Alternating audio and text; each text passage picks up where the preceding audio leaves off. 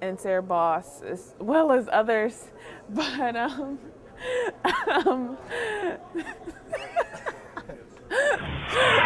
Coming up on DU Sports. All fall sports are over at Drury. We take a look back at them all. Let's hit the hardwood. Can the men and women repeat? Don't worry, Coach Hesser, help is on the way.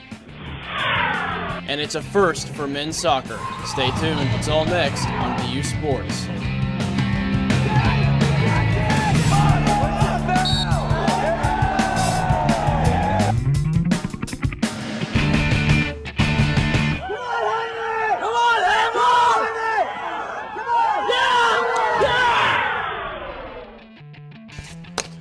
Welcome to DU Sports. I'm Bobby Hearn and he's John Mille. We're bright-eyed and sleep-deprived. And ready for some fun. So let's do it. It's been a successful year for the men's cross-country team at Drury. They won 2 meets this year, and that's a big deal. Just ask my boy, Jaime Villa. Whenever you win a cross-country meet, it's a big deal because it's not like basketball. Basketball, you have a 50% chance of winning or losing. In cross-country, you usually have like 10, 15 teams, and winning is pretty hard. In addition to their 2 victories this year, the Panthers had a big showing at the GLVC Championship. Led by none other than Zapatero himself, the Panthers took 3rd in the meet, qualifying them for regionals. In just under 25 minutes and 48 seconds, Jaime Villa took 1st place in the 8-kilometer race. Derek Berry and Jeff Hughes rounded out the meet for Drury, finishing 7th and 12th respectively. Drury performed well in regionals as well, placing 5th out of 19 teams. Unfortunately, Drury needed to finish 4th or better to qualify for nationals. One Panther did qualify, however. Jaime Villa Zapatero finished 2nd in the meet and was in a dead heat at the end of the race. But we'll let Jaime tell you about this one. The race was pretty competitive. It was like the last 1,000 meters, it was this guy who was trying to pull away, and I catch him on the uphill, and then it came to the last 200 meters, and I was in the lead, and I was sprinting as hard as I could, and trying to hold it, and at the last moment, that guy got me. So the very end of the race. Yes. Wow. That make you mad at all? A little bit at the moment, but I had a really good race, so. You were proud of your performance? Yes. The good news is Jaime will get another shot at Grand Valley State runner Chris Hammer at Nationals in Pennsylvania. You might get another shot at him here next week, right? I will try my best to beat him. Well, that's all we can really ask of him. Actually, Jaime does have some pretty high expectations of himself when he runs at the national meet. I train to be in the top 5, which doesn't mean that I'm going to be in the top 5.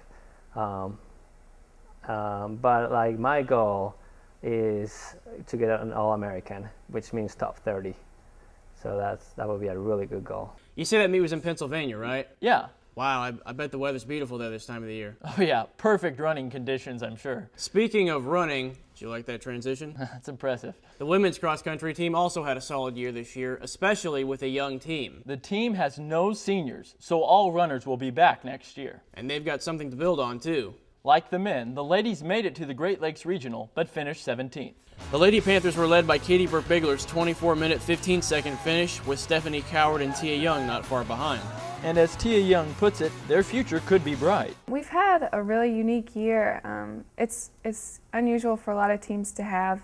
The closest we had as far as placing, we had a bunch of girls that would go from 1st to 5th, and you know, we were so inconsistent with our placing, but that's a really good thing because that's how close we were to each other. We had a really strong pack, so if we could just move that pack forward, you know, in the future, we'll have a really good team. We moved to men's soccer. Hey, how long has it been since the men have made the GLVC tournament?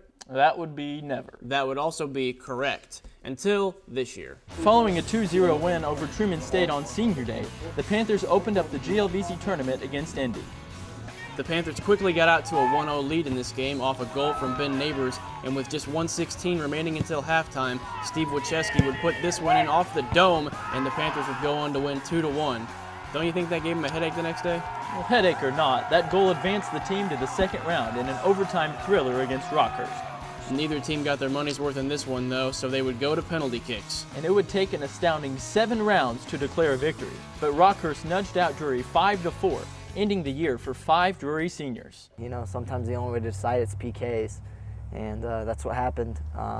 We got through overtime 0-0 and went to PKs. Steven Connor, he's a sophomore goalkeeper, a real big kid. He actually went in for me in PKs.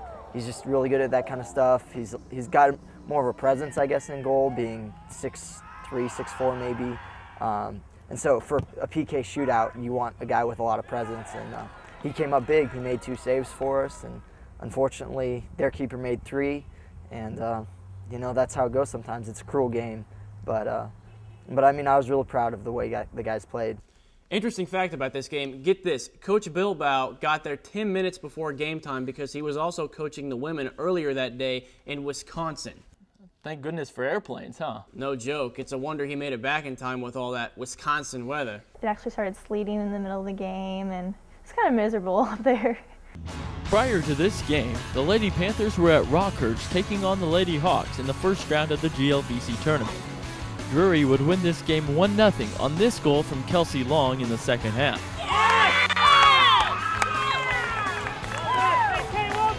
Coach Bilbao was pleased with how his team fought. You guys told them at halftime, keep being aggressive offensively, and they finally poked one through there in the second half. Yeah, it paid off. And, you know, again, we've done well in terms of finishing our chances. And, again, it just came down to us working harder than the other team. We did that.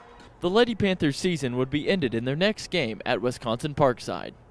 In other breaking news, Amin Boustani has stepped down from his position as men's tennis coach at Drury to accept a position at Division I Virginia Commonwealth.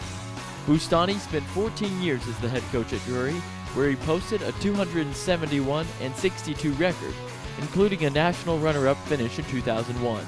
DUSports made several attempts to contact Coach Boustani by phone, but couldn't reach him. Coming up after the break. Basketball season has arrived. Find out how both teams stack up this year. And a look at some new basketball recruits. We wrap up golf and volleyball. And the end of an era. More after the break, right here on DUSports.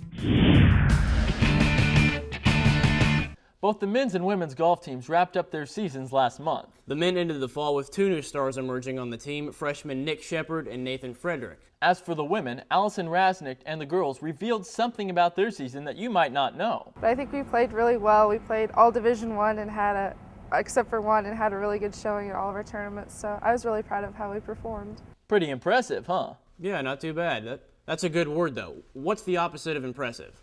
Unimpressive. I was going to go with disappointing. You say tomato, I say tomato. I'm going to go with disappointing. Disappointing is a word you'll hear from a lot of volleyball players right now. That's because the team dropped 7 of their last 9 matches, including the opening round of the GLVC tournament against Lewis. I think we had a disappointing finish. We started off strong, but then we kind of got into a slump in the middle of the year. Our season just wasn't as good as we'd hoped it was going to be. The future does look bright for the team, as they will return 11 of 13 players from this season.